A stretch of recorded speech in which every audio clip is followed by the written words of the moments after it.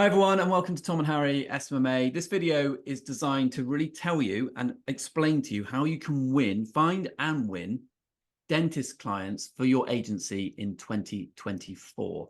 There's a particular method in which you can do it. It's a great niche to go into, but it's quite a tricky one to actually get into, if you know what I mean. So without any further ado, let's get in the video.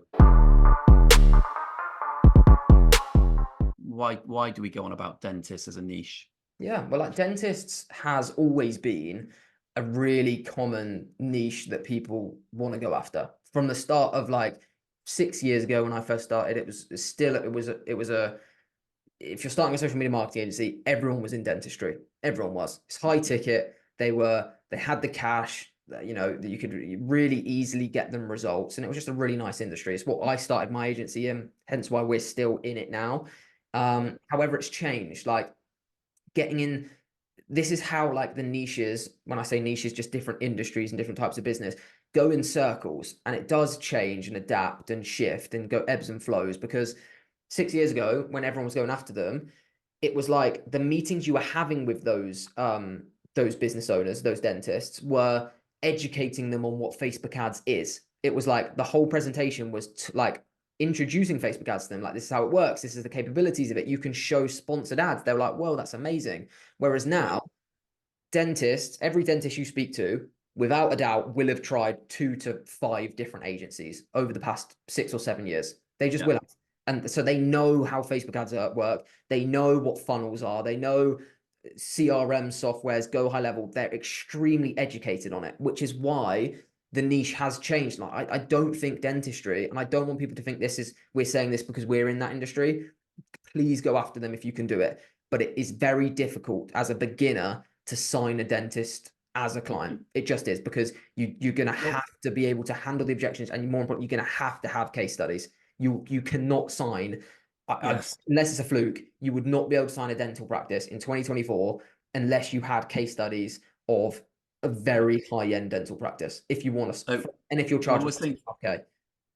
Yeah, when we're saying fluke, you could get one, or you're more likely to get someone who refers you, like a family member.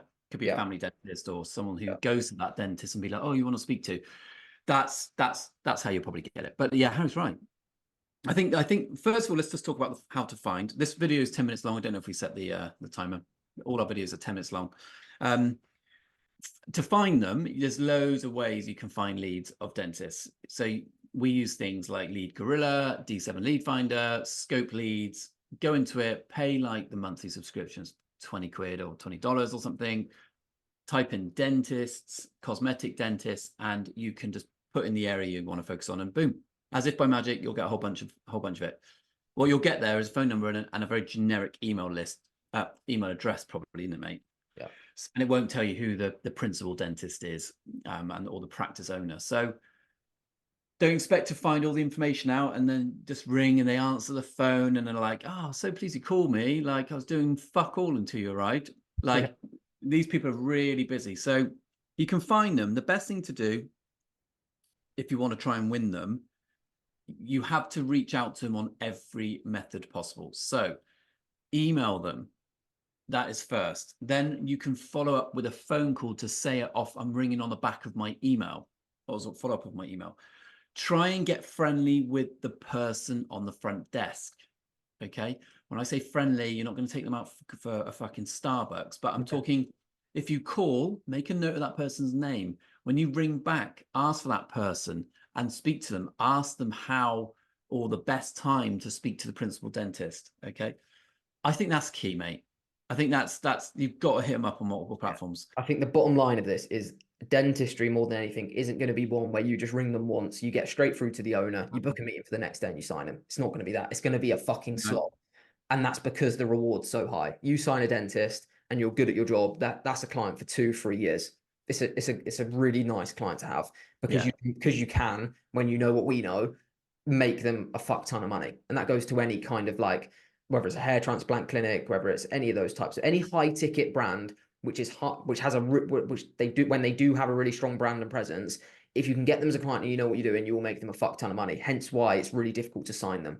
Like you said, you're going to have to follow them on LinkedIn, send them loads of messages, prove your worth with case studies and stuff to get them on the meeting. And then on the meeting, you can't just be like, this is how Facebook ads work. You're going to have to really, really show how you're different with the design of your landing pages, the processes, the support you're going to give them, the customer service they're going to get, testimonials, case studies, putting them in contact with our clients.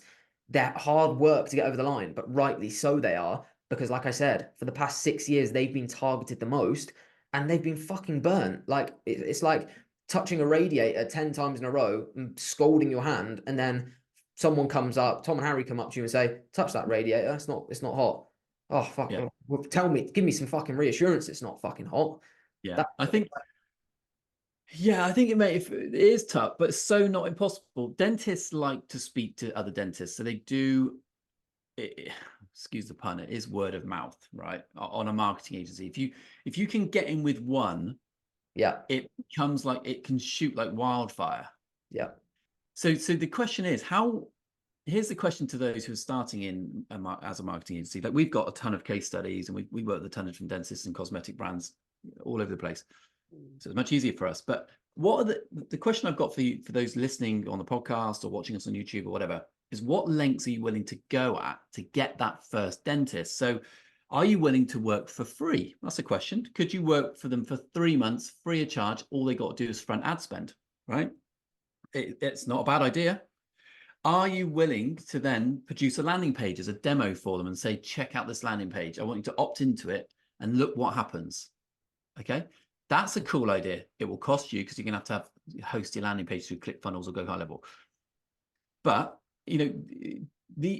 ask yourself, what are you willing to do to get the attention of that dentist? Once you've got them, and say you work for 3 months with them and you're bringing them leads and they're actually closing them on like $4,000 implants clients, then they won't want to get rid of you. And then you can say, well, actually my fee is $2,500, $3,000 a month. And you'll probably get that. Once you get that one dentist, you ask them for referrals. Yeah. That's how this works. It really is how this works. Yeah. And if getting that first dentist means you've got to go in person every day to work for them for free, go in person, book an appointment with the dentist for a checkup, and then say to them, look, this is what I do, and I'd love to speak to the person. That is fucking gold doing that. I mean, once you get, mate, we experience this, once you get one case study that is phenomenal, with like no bullshit, no fluffy, like manipulating the data, one solid case study of like, this is my capabilities, with one client that you can put all of your future potential clients in front of and speak to, and they can vouch for those figures that they paid you $2,000 a month, you generated 50K a month in treatments consistently. You've kind of completed it, in the sense that now you have a solid file that you can leverage for all of your other clients, and it's a proof of concept. Luckily, we've got about fucking 65 of them.